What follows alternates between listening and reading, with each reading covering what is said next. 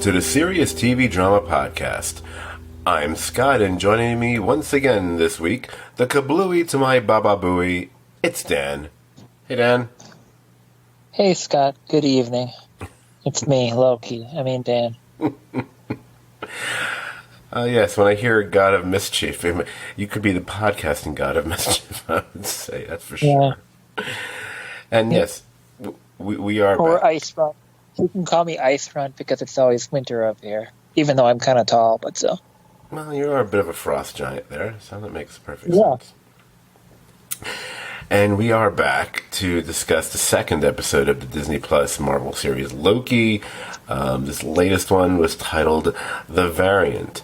Not to be confused with The Variable, but that's a different show entirely. That also begins with the letters L-O. Ha. Just thought of that just now. Anyway. I'm very tired.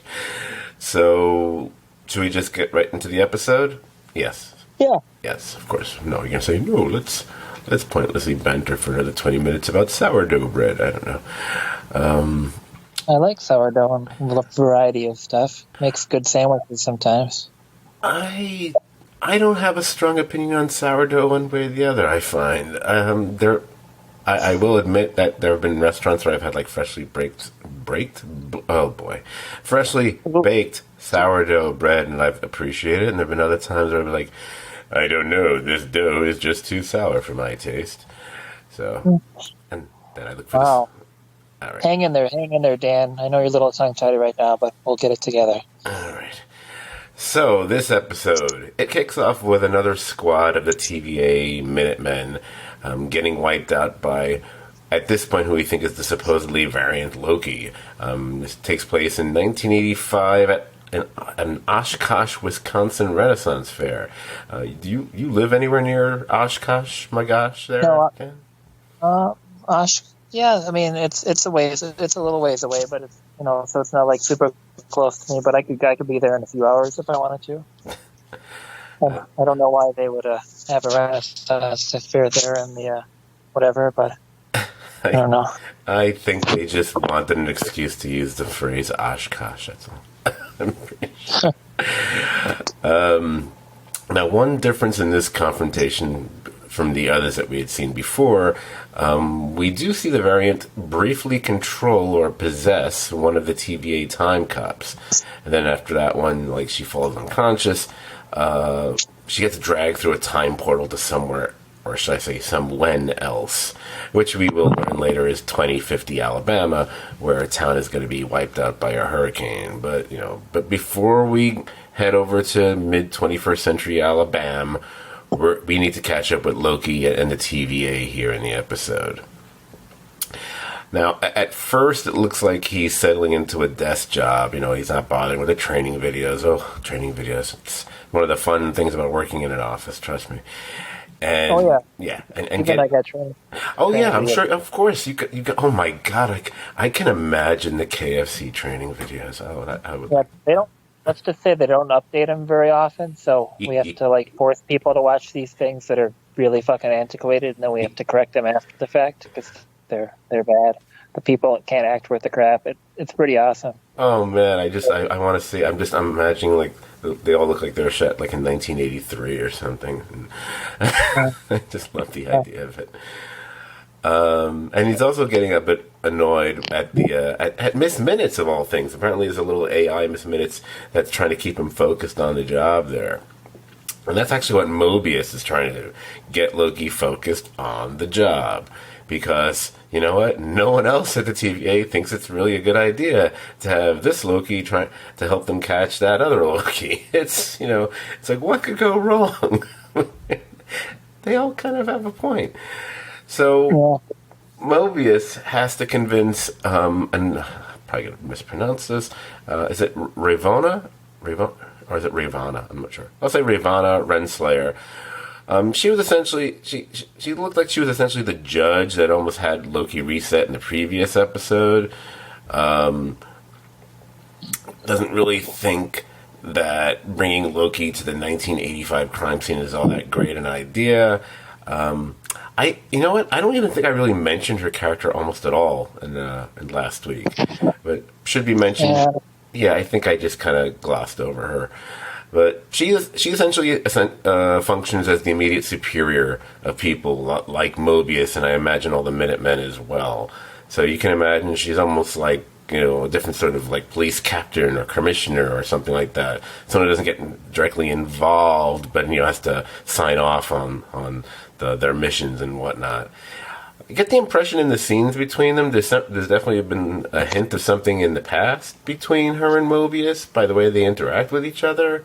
Yeah, yeah. I'm not sure if she's had any intimate relations with Agent Francis Whitman, or if they just kind of like have worked together a long time and have familiarity. But they definitely Well, there's like I said, right. I don't. I'm not. I don't know if it's a I don't know, or I don't even think it would be something necessarily romantic. But there's more to it. Again, and yeah. it could simply, and whether it's simply something just they've both been doing this a very long time, and it's just a very long established relationship. Sure, that could be it. That's kind of the vibe I got. It doesn't really seem like like maybe they like did a really bad botch mission and like covered it up kind of thing. It just doesn't seem like that kind of thing either. But No, okay. no, I didn't think that at all. I just felt it was just there was something a bit more to it, especially considering what her position is and what his position is. So the interaction between them had a bit more than you'd normally see there, especially like when he gets playfully jealous of her, of whoever it is that might have given her a pin from FDR High School. Fun personal fact for me. New Yorker here. As some who know me know, I went to Stuyvesant High School, which was and still is located in Manhattan, although a different part of it. I am now and was always a Brooklyn boy. My actual zoned high school, the one that I might have been forced to go to if I hadn't gotten into Stuyvesant via the test, was FDR High School. So when I saw that, I went, "Oh, that's interesting. Okay." So I don't know if that means anything. Not my personal history, Yeah, but the that's pen being one from thing. FDR High School, I don't know if that means anything or not. We know a lot of Yeah, Marvel characters are New Yorkers, and a few of them are even from Brooklyn. Cap and Bucky are both Brooklynites. Who yeah. knows? you know. I gave it some thought before I just went on my usual I fucking hate FDR rant, but Right. I Well, can't think we're not going to do that now. that's kind of my thing. But Right. I'm more than willing to if anybody wants me to. But I I can't think of like any specific reason why they would want you want to do to. that. Yeah, I'm pretty sure no one wants you to. And I mentioned Cap and Bucky, but I realized both of them would technically precede FDR High School, so it couldn't be either one of them. Yeah. Oh, and one last thing about Ravana there. She's actually played by, I don't know if this is how her first name is pronounced. Speak about things I'm going to mispronounce. It looks like Gugu. So I'm going to say Gugu.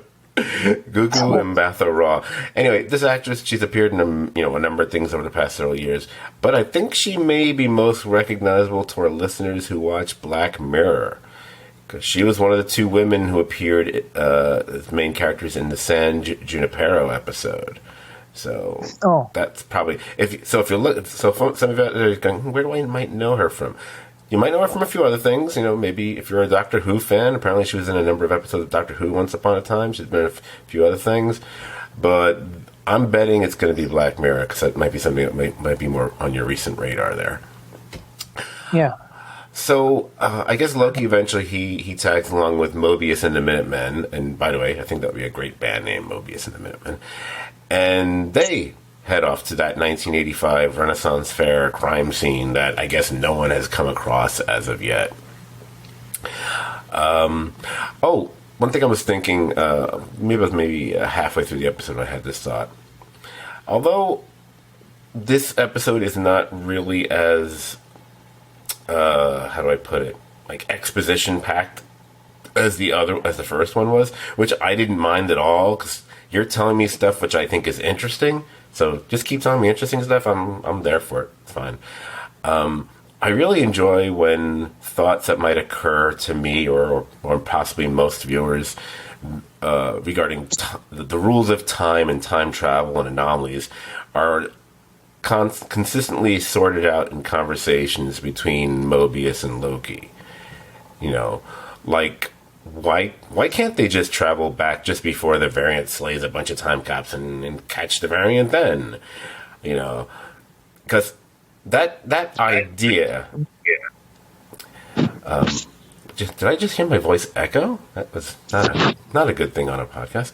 Unless you're doing like a whole echo chamber kind of FM radio kind of a thing. I always enjoy how ideas are like that are always tend to be brought up in any kind of time travel, stop the bad guy in time story, because they always have all these variations on why you can't do that. you know? And I like it because, well, the reason why you can't do that is because then you'd never have any time traveling stories of that nature. You wouldn't have season 2 of Umbrella Academy or X-Men Days of Future Past. There would never be a Terminator movie of any kind. That's why you can't do it that way.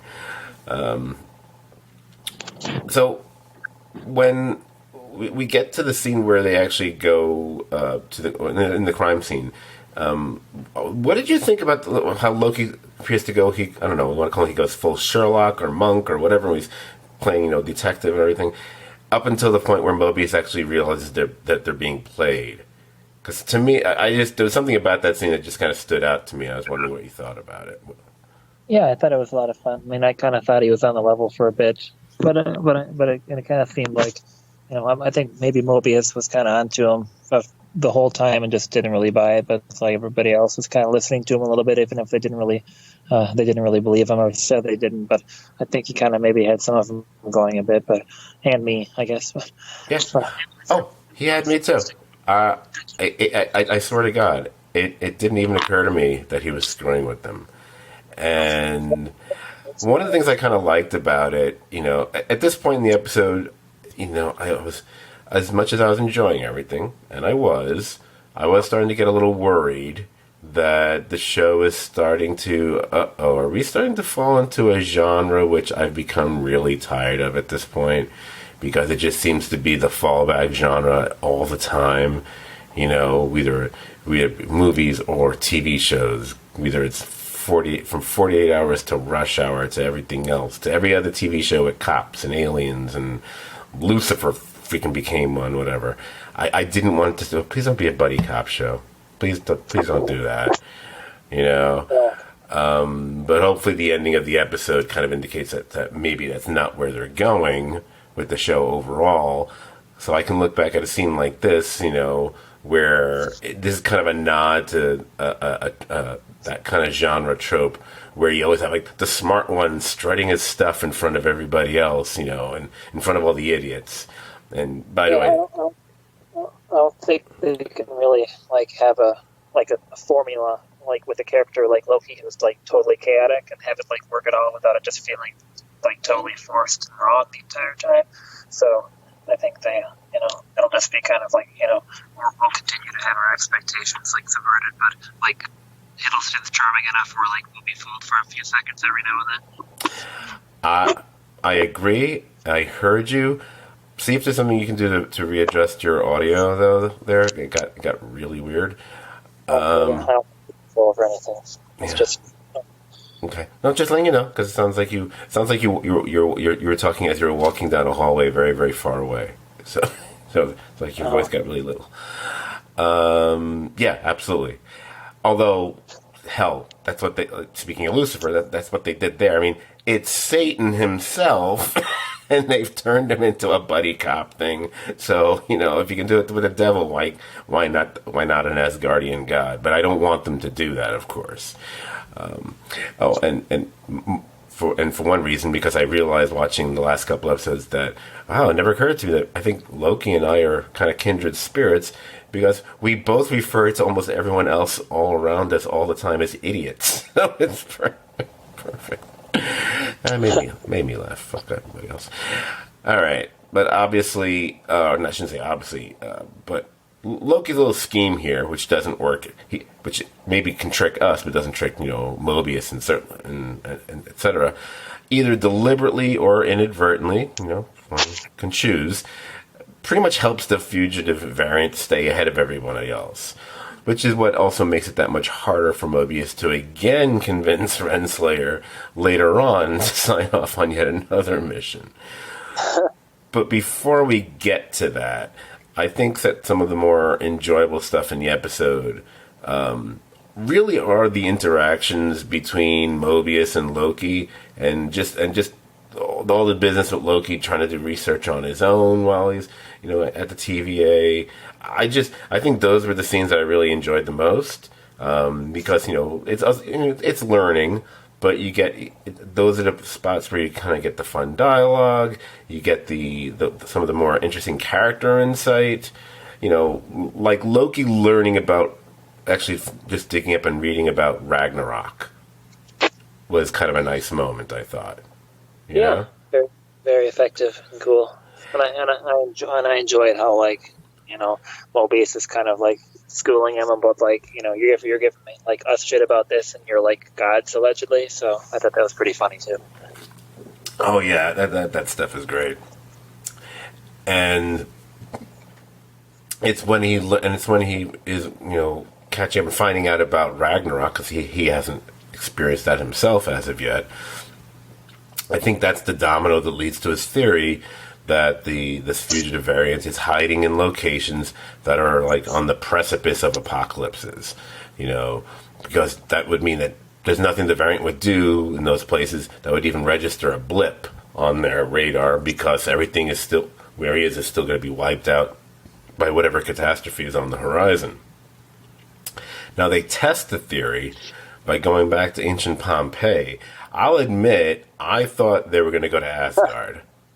I thought that's where they were going with this. And I was like, oh, they're going to open up other story possibilities. Maybe are we going to be reusing some clips from Thor Ragnarok and see them watching something? Or is he going to interact? Are they going to come up with some wacky way for him to interact with his other self from the movie clip? Is he going to try to save Asgard or escape or something like that? But they didn't do that, which is fine. They stuck to the script, so to speak. But I kind of thought that's where they were going to be going with that idea. Yeah, I would say I didn't really give it too much thought. If they did that, maybe it came off as like a little bit too much fan servicey or whatever. I think is what people would refer to it. But I think it'd be cool to see if they did that, though. They could have had a lot of fun with it. But I suppose there's a lot of story to tell in 56 minutes, so that would probably take a little while. Yeah, I absolutely.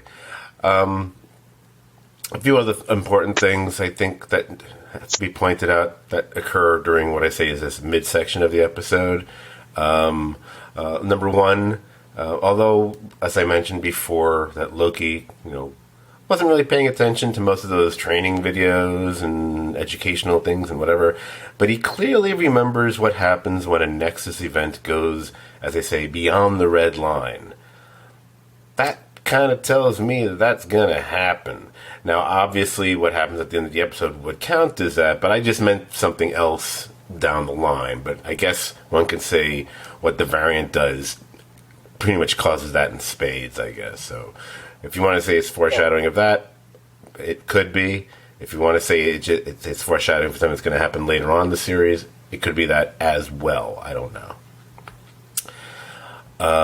What else? Oh, those three things I thought of. The second one was I like that we get a little bit of a refresher course on Loki's abilities, because I appreciate that, because it's one of those things someone asked me, oh, what is it Loki can do? And I would be like, he's magical, so he can do magic-y things, but I couldn't really tell you specifically what his abilities are, and I'm supposed to be someone who likes the character a lot. I mean, maybe you or more hardcore Marvel fans could maybe come up with a list of these different abilities. I couldn't, but I like the fact that they run through them, and then Loki himself explains the difference of one of the ones that they're talking about. I guess the difference between duplication and, I think, illusion projection or something like that. Some of this we've actually seen before in the movies, like the first Avengers movie, and I guess one of the Thor movies for sure. But I just like that, and it also tells me, okay, you're setting up something, and in a way, it kind of does. Now, whether it sets up something for later in the episode, if we choose to interpret it that way or not, I guess. I don't. I think it's something else, which is the third thing. Yeah, but I thought it was pretty funny too, and it just kind of like it's like making fun of like how like we would probably nerd out about this like minutia too. So I thought that was kind of fun. Oh yeah, absolutely. It's like, next thing you know, they start talking about power levels and stuff like that. Which, well, by the way, if you ever encounter any comic book person and they start talking about power levels, feel free to let your eyes roll and then walk away from them, because those are people you don't want to have conversations with, because they take it to an extreme where it's like, Superman's at a power level of 10, but I think Darkseid's a power level of 12. It's like, shut up. What are you talking about? Go away. Next thing you're going to tell me what their war is and stuff. The other important thing that we find out in one of the scenes with the whole everyone huddled around with the Minutemen and Mobius and Loki, we learned that there have been a number of other variant Lokis that have been, as she likes to say, pruned. I love that, pruned over time. But they all look wildly different. I mean, there's even one that looks kind of like, you can say he looks kind of hulky, or you can say he looks kind of frost gianty because of his heritage or whatever. Yeah. So either way, he's a rather big Loki. And a bunch of other different types. Now, in a way, you could say that helps with the surprise we get hit with by the end of the episode. And eventually we do get to the end of the episode when they get to that shopping center in, 2050 Alabama. Does it make sense to even mention the comic book connection for the company that owns that Walmart-like place there? Oh my god, I think I have to sneeze again. I can't believe this. No, please go away, stop. Yeah. I guess just something that comic fans would pick up. I'm not sure if Roxanne was in, maybe they showed up in like one of the Iron Man movies. I think maybe Actually, yes, it is Roxxon, which is the evil company that appears in Marvel Comics. Roxxon has been... Yeah, this must be a future version of them, or like they bought Instacart or something and merged with them. I don't fucking know. Because they're called Roxcart in here. Right. Unless that's just like what the name of the like grocery store is. Of their Walmart is, yeah. Roxxon has been referenced in all 3 Iron Man movies. It's also been referenced either by visually or actually said in almost every single Marvel TV series pre-Disney Plus. Nice. So most Netflix series, whether it be Daredevil or Iron Fist or whatever, it shows up in. Agents of S.H.I.E.L.D., Agent Carter, an early version of it, shows up in. So they've been hitting that. They've been nailing that hammer or hammering that nail, whatever, for a while. Nailing that hammer. Wow. Okay. So I said I was tired. So anyway, Hunter B-15. Like calling her that, insists on Loki that remains with her instead of Mobius, which doesn't really feel all that suspicious. It makes kind of sense considering how little she trusts Loki and how much she thinks Mobius screwed up to begin with. But we do find out shortly thereafter that, much like that time cop earlier in the episode, she's under control of this fugitive variant, who then proceeds to bounce from body to body to body, as he continues to have, I just said he, probably shouldn't have said that, a who's more arrogant argument with our Loki. I'll tell you, part of me was kind of glad that we didn't get, Hiddleston playing against Hiddleston here, which is where most people thought they would have went at some point. But it never occurred to me that we were going to get Lady Loki. I didn't think of that. And, I've heard of this. I've heard of the female incarnation of Loki. Yeah, whatever. It was done well, but yeah, I never thought about it either. Like when we discussed, like, it must be somebody else. I never thought just like, it could be that. But now it seems pretty, like, duh. Of course, that's what they were doing there. Oh, it's interesting also because I think some folks noted. Not me, unfortunately, but some others noted, like last week, when they saw the paperwork at the TVA for Loki, he was listed as being gender fluid. So it's almost, it was almost kind of a wink saying, "Hey, we're gonna be screwing with you a little bit, probably by the next episode." It's also, you could say, it's something that's inspired from stories in the comics as well. However, and I know about the Lady Loki from the comics, but is she something else? Because I'm remembering her reaction to being called Loki, and that's tells me there's something more going on there. They fight. I don't think it's not really interesting talking about their little fisticuffs here, so let me continue with that thought. You think she's the Enchantress? It's certainly possible. I mean, she hasn't showed up yet. That's kind of like one of the major, bad guys, and maybe if they're trying to set up Dark Avengers or something in the future in these various TV series, that would be the kind of character they could use in some format. But I'm not sure. I mean, it's hard to know because there's so many. Just all these Lokis are unreliable. You can't really know what they're saying. So, but it's certainly possible. But that's a pretty big character that would it would make sense to have her show up in a Loki show rather than rather than a fucking space Thor movie, but who knows? Although that's also possible. Well, the thing with the Enchantress, just to fill in at least a slight bit for probably the majority of listeners who might not be familiar with the character from the comic books, there's actually two, or at least two versions of Enchantress from the comics. Both were part of more of the Thor universe than anything else. They're both from, they have the Asgardian thing. But the second one was a woman, and I think that might be the one you're referring to when you're talking about the Dark Avengers one. That was from a woman that was originally named Sylvie Lushton, who apparently actually got her powers from Loki. Now, obviously, if you're introducing this character, you can do what you want. We know that they have done things to, like all comic book companies do. You may take characters, you may change things about them. You may shift things, you may push things together. So she could even be an amalgam of both of those characters. Because I think the first one is known as, it's the Enchantress, it's Amora, the Enchantress, whatever. Yeah. For all you know, they could be doing something where this character could end up being she could be like Loki's daughter that he doesn't even know he had. Who knows? When I was reading up about her, at the end of one of the listings I was reading, I think it was, where was I reading about it? Might have been a Marvel wiki or something like that. Apparently, although maybe not in what we watched here in the U.S., but when this show was broadcast, or not broadcast, put out on cable in some countries overseas, in the credits, she's not listed as the variant. She's listed as Sylvie. So I'm kind of thinking, number one, somebody screwed up somewhere.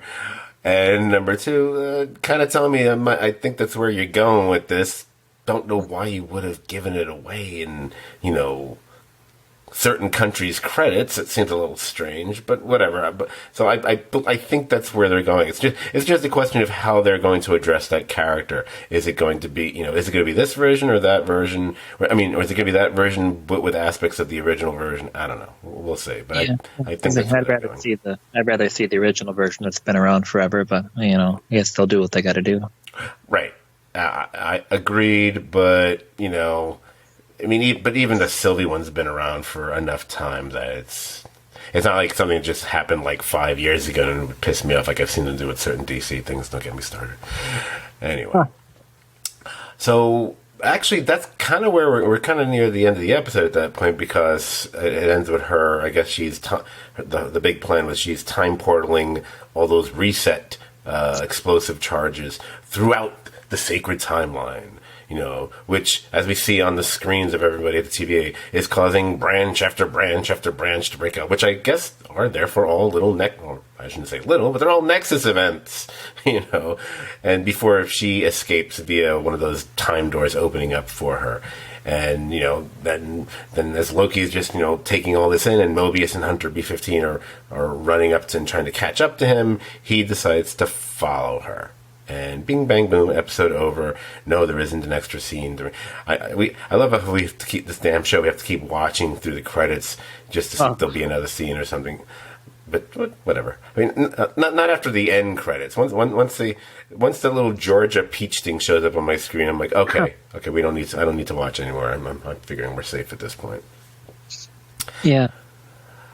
So, do you think that like she's actually like deliberately doing like timeline damage, or is she just trying to like get all the TV agents like out of there so she can go do some shenanigans at their headquarters or go after the timekeepers or whatever? I would think it's more about you do that much, you're going to pretty much deplete their forces, and then you can do something as although when Loki was talking to her about his plan, and again, is that really his plan or is he just bullshitting her? With Loki, I have to assume everything he's saying is a lie, except for when he says everything I say is a lie or something like that, you know? He definitely has some like timekeeper scheme probably, but I think he was just kind of, bullshitting her, like actually trying to do the work. Right. I am intrigued by it because it feels like, everything from the way they keep talking and referencing the timekeepers in this episode as well, which they, between everything from the different statues, the way they're spoken about, even when you go through the trouble of the one clip you show from the animated little PSA from the previous episode in the last time on Loki is the clip of the timekeepers. So I'm fairly certain we are going to see them depicted in live action here. So I'm very curious how that's going to play off. I wonder if the Watcher will show up, and that'll be the way the show will link to What If. That'll be kind of cool. It'd be funny if I didn't know where they decide to link those two together. Come on, Watcher. You weak ass Phantom Stranger wannabe. Anyway, sorry. So I kid. But it's interesting. So I felt beyond that, this was a fairly. I like how an episode which felt very, on one hand, very, very simple and straightforward, was still could be as much fun as it was. And I know a lot of it is based on the characters and what they're doing.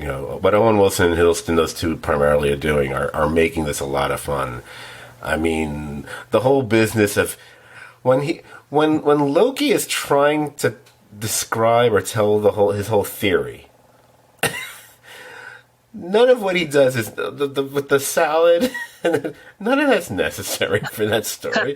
It doesn't illustrate. I think at one point he or one of them says it doesn't do a really good job of illustrating what he's talking about. I just felt there was something so beautifully comic about it. It's like, no, I love the fact we established, no, he wants that salad. Don't know why. I just want my hand. He's putting all this stuff in. I was really hoping somebody would like eat a bite of it after that and actually like it, because it would have been fucking funny, but no. Yeah, it could have been the guy who didn't know what a fish was.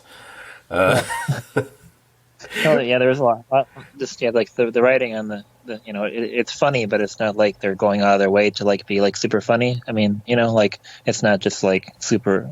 Like you have to think about it a little bit for some of it sometimes too. Like when they're doing their like kind of when Mobius and Loki are both trying to like figure out where the variant is, and they're kind of doing their little competition for it, and they're just like rattling off like all these like future climate change events that are going to happen, like just tons and tons and tons of them. Mm-hmm. And I'm just like just laughing and just imagining like the half the country that's fucking stupid just getting like triggered by like hearing about that, until they got to the end, saw a character portrayed as a woman, and they'd have to go destroy their keyboards or whatever. But yeah. I would suspect that most of that half of the country that you're referring to, it might have went over their heads what they were doing there. Oh, probably. I think they wouldn't have even gotten it. Like you realize what they're telling you, dude. They're telling you that climate change isn't real. Here's all the continuing catastrophes that are going to happen over the next 25 years that you're denying. Anyway. not a political podcast, believe it or not. Anyway, Yeah, but I just I'm already said that this is only going to be a 6 episode series. I mean, Yeah, even but although again there is something, and it's reminds me of something I've said early, not that long ago on Facebook, and I'm actually going to say it about another TV show in minutes from now. In a weird way, there is something nice about shows that end maybe a little sooner than you want them to, as opposed to going on much longer than they should. yeah, You know, when we've talked about either be on a podcast or just in regular conversation, that was what plagued pretty much every or almost every Netflix series, or at least Netflix Marvel series for sure, where, yeah, this 13 episode season would be so much better if it was 10. you know? yeah. But just being 6 is like, no, they got to stick to story. It's going to be tight. I'm already feeling like, oh, I wish it was 8. 8 would be nice. But Well, yeah. If if you have good writers, they can usually figure something out. But like the good writers shouldn't be forced to like make up crappy stuff. So like they're just a lot of seasons where they have to do stuff longer than they when they really wanted to. I think the third season of Lost was a bit longer than they wanted it to be, and the second season of Twin Peaks, of course, they just like had to just do a bunch of stupid shit in the last half just because they kind of had their hand forced. So it's kind of nice that like we live in an age where like the good creators that know what they're doing like are allowed to just not stretch stuff out and just kind of tell a tight story if they choose to. right, it's the revolution that started 20 something years ago with cable series. Once you start moving away from shows having to be 22 or 24 episodes, whatever it was, when you had like all the HBO shows being like 13 episode seasons, 12 episode seasons, 10 episode seasons, 8 episode seasons, whatever. Same with the streamers. It's just funny that even in this day and age, you'll have shows that are, say 13 episodes or 12 episodes, and you feel like, it could be shorter.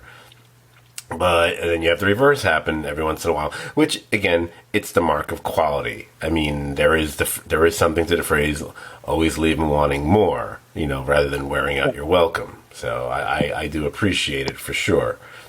Well, yeah, just like with Falcon and the Winter Soldier. I mean, 6 episodes, that's it. Give us more. Give us another season, please. All right.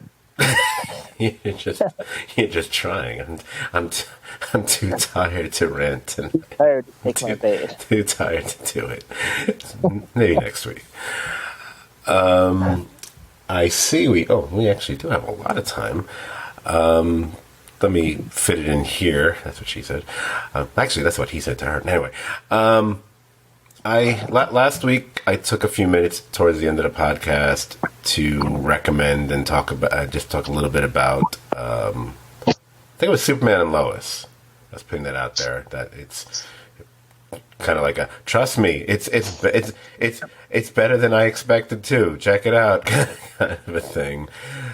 So I thought, especially if our conversations run a little on the shorter side, which is very unusual for us, I know.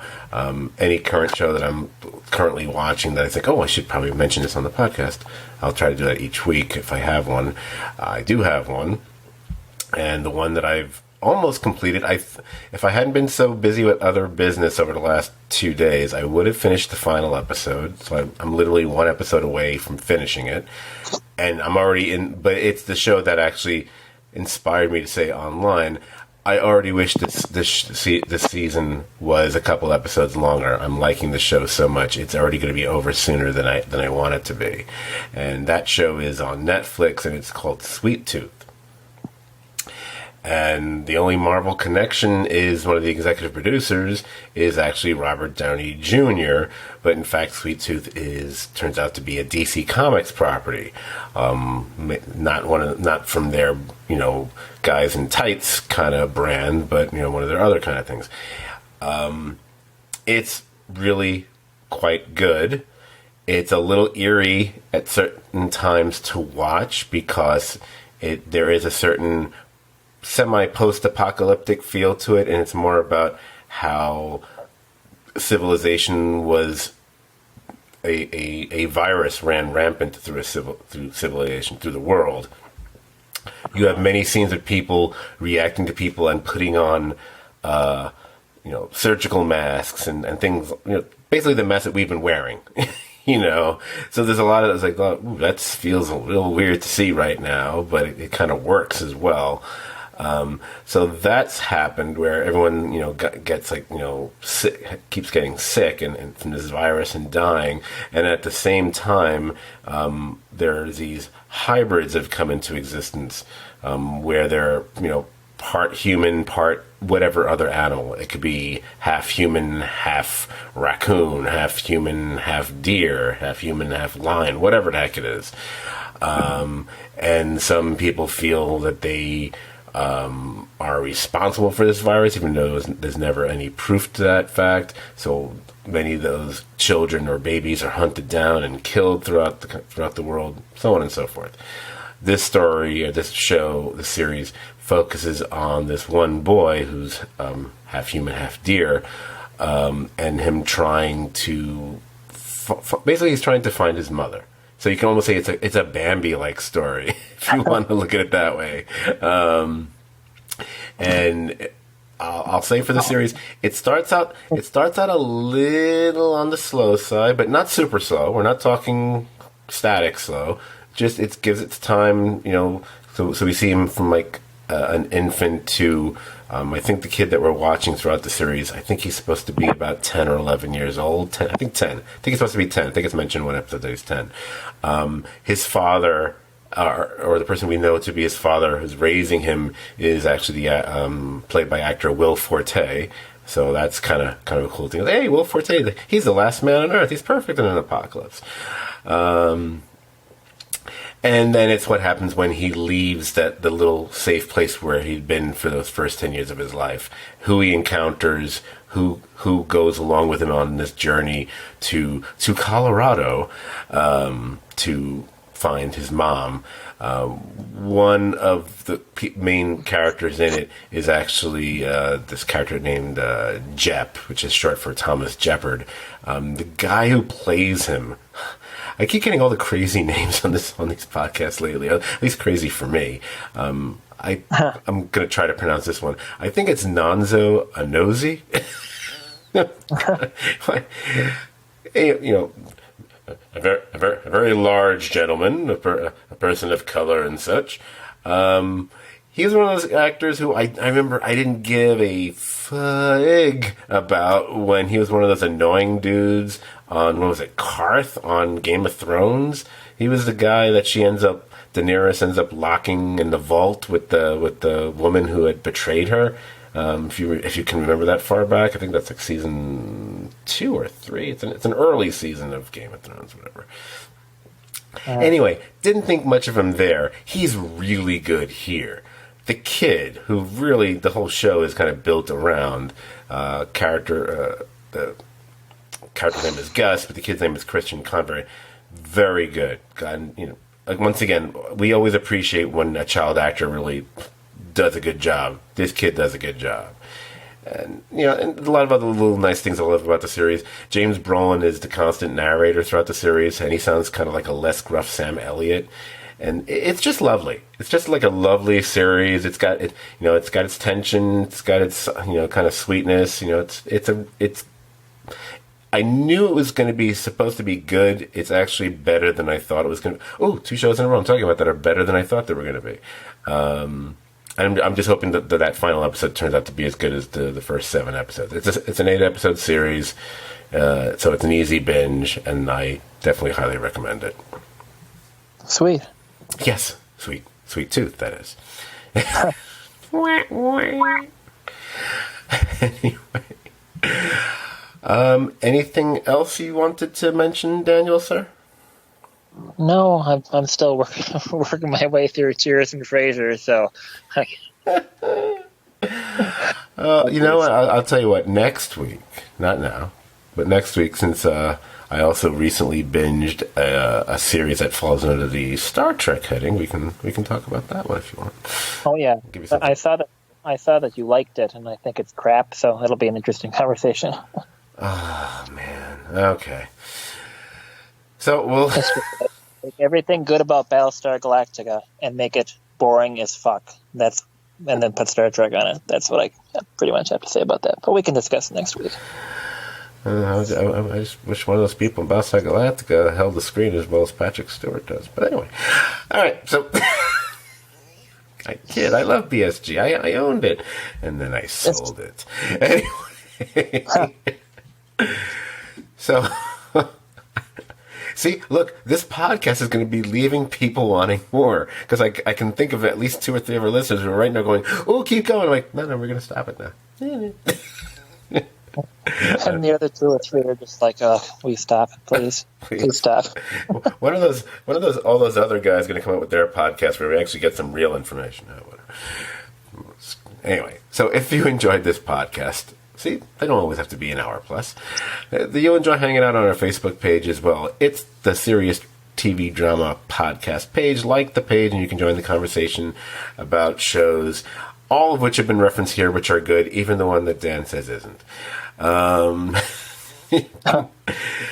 I should have known that you didn't. Anyway, you can find us pretty much where most folks find their podcast. Everywhere from Spotify to Apple Podcasts and so on. We're almost everywhere. If you happen to find us on Apple Podcasts, please rate and review us there as well. I think the other services you can do that as well. I don't know. Who cares? Better still, you can find us. All 314 of our podcasts can all be found at stvdpodcast.podbean.com. And finally, please follow us on Twitter. Our handle on Twitter is at stvdpodcast. That's STVD as in Serious TV Drama podcast. So we will be back next week to cover the next episode of Loki. We may or may not have a conversation about that Star Trek series, or we may talk about something else entirely. So I'm not going to promise we're going to talk about it now, because maybe I don't want to have a fight with Dan. If we promise we talk about it, we'll never talk about it. Exactly. I'll somehow screw it up. You know what? It'll be an extra that we'll add to our top 5 shows of the 80s and 90s podcast. The one that we recorded, erased, and never redid, and that was when our podcast was still in its teens, I think, as far as number of podcasts. Good Lord. Yeah, basically, we're just trying to get people really hot and bothered, so then 5 years before it existed, we could get them to subscribe to our OnlyFans. So one of these days, we're gonna make this. It's a really hot fucking thing where we finally give you the Travelers Season 2 podcast, all these other fucking podcasts. Oh my god.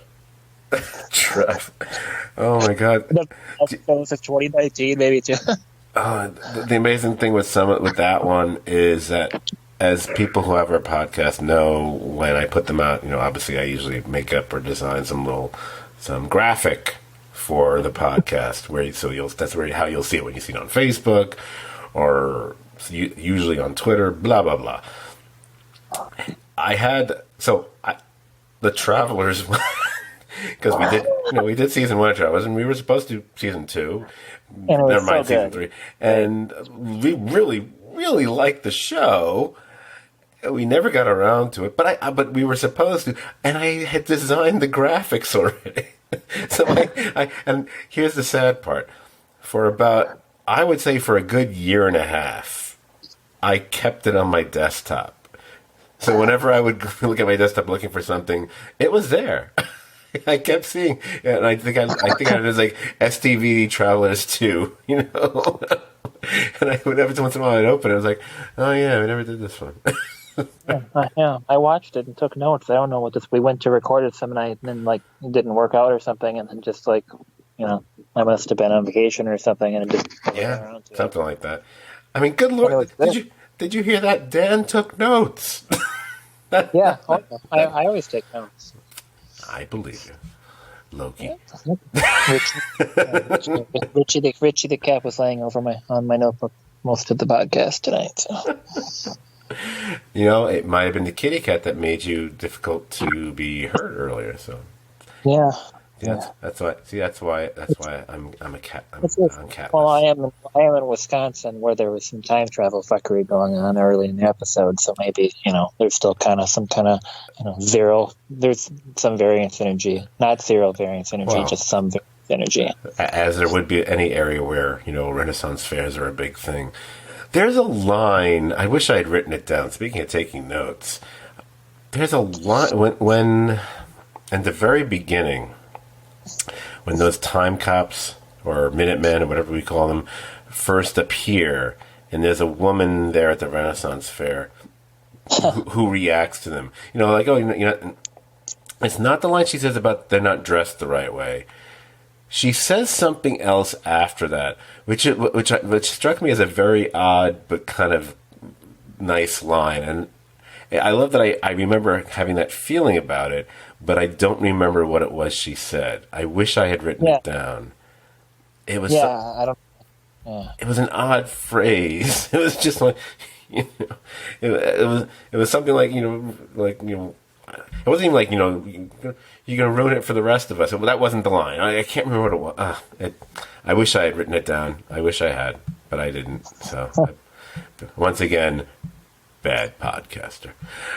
All right. And with that, I think I should. I know people want us to go on for even longer. Oh, I guess they don't. No, never. I finally found a way to work in a sound effect today. So Dan, thank you for joining me again for this podcast, and looking forward to recording with you again next week. yes, assuming I can make it because I'll be on vacation, but I think I can make something happen.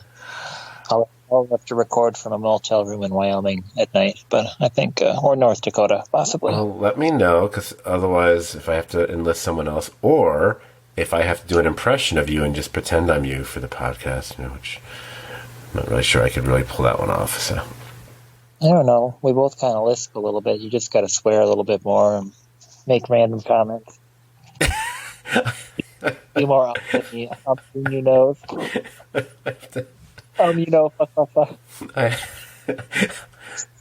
Well, if this was like the Dan I remember from way back when, well, I'd have to sniffle a lot. So there's Yeah, maybe yawn a little bit.